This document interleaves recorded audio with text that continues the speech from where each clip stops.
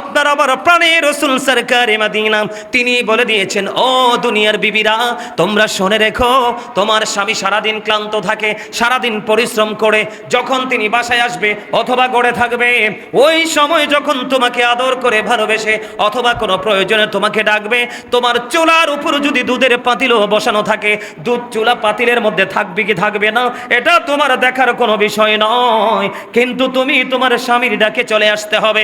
আওয়াজ তুলে কোন সুবহানাল্লাহ। আমার আপনার প্রাণের রাসূল বলে দিয়েছেন, ও দুনিয়ার বিবিরা তোমরা সবাই শোনো, যদি পৃথিবীর বুকে আল্লাহর পরে যদি কাউকে যদি সিজদা করার অনুমতি আমার আল্লাহ দিতেন, তাহলে প্রত্যেকটা স্ত্রীকে অর্ডার করতেন তোমরা তোমার স্বামীর কদমে সিজদা করো। আওয়াজ তুলে বলেন একবার আল্লাহু আকবার, আর জোরে বলেন না একবার আল্লাহু আকবার।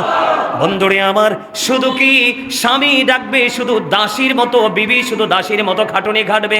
না না না, আল্লাহর হাবিব বলে দিয়েছেন, ও দুনিয়ার স্বামী যারা হয়েছ তোমাদেরও কিন্তু দায়িত্ব কর্তব্য আছে। বলে হুজুর কেমন দায়িত্ব কর্তব্য আছে?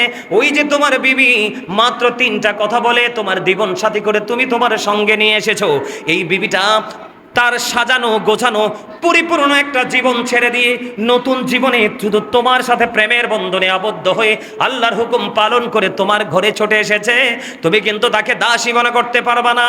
আমিও নিজ কানে শুনেছি আমাদের মধ্যে অনেক স্টুপিড মানুষ আছে স্ত্রীকে স্যান্ডেলের সাথে তুলনা করে। আওয়াজ তুলে বলেন নাউজুবিল্লাহ। বন্ধুরে আমার, নারীকে কখনো ছোট করে দেখবেন না, নারীকে কখনো খাটো করে দেখবেন না। তার কারণ হলো আজকে থেকে যদি এই দুনিয়ার জমিনে যদি কন্যা সন্তান জন্ম হওয়া বন্ধ হয়ে যায়, আজকে এই পৃথিবী থেমে যাবে। এই পৃথিবীকে সামনের দিকে এগিয়ে নেওয়ার ক্ষমতা কারো বাপের নাই, ঠিক কিনা বলেন? আছে না নাই? আছে, কথা বলেন না, আছে।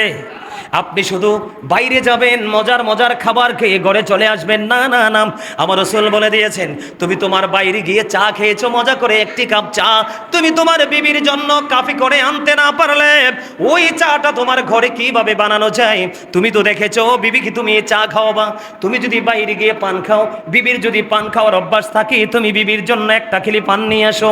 তুমি যদি বাহিরে ক্ষীর মালাই খেয়ে আসো, বিবির জন্য পুরোপুরি না পারলেও একটু করে নিয়ে আসো। তোমার জন্য যখন নতুন কোনো বস্ত্র তুমি খরিদ করবে, সম্ভব হলে চাহিদা যদি থাকে তুমি বিবির জন্য নিয়ে আসবে। এমনি করে করে ও বন্ধু তুমি তোমার বিবিকে মূল্যায়ন করতে হবে। জোরে জোরে বলেন না সুবহানাল্লাহ, আর জোরে বলেন না সুবহানাল্লাহ। ওই যে বললাম এই পৃথিবীর বুকে অসংখ্য ক্যারেক্টারলেস বিবি আছে, আছে না নাই? ক্যারেক্টারলেস ওয়াইফ আছে না নাই? মানে চরিত্রহীন বউ আছে না নাই? বন্ধুরে আমার, গভীর রজনী যখন চলে আসলো, সমস্ত পৃথিবী যখন ঘুমিয়ে গেল, সব গোটা পৃথিবী যখন নির্জন হয়ে গেল, একটা স্বামীর মনে তার ভালোবাসা ঢেউ ঢেউ খেলছে, উত্তাল সমুদ্রের মতো আপনার ঢেউ খেলছে, তার মধ্যে যে ভালোবাসা যৌবন। এখন সে গভীর রজনীতে সে তার বিবিকে বিছানায় ডাকলো, কিন্তু বিবিটা এত 100% চরিত্রহীন, ওই স্বামী তাকে ভালোবেসে কাছে ডাকলো।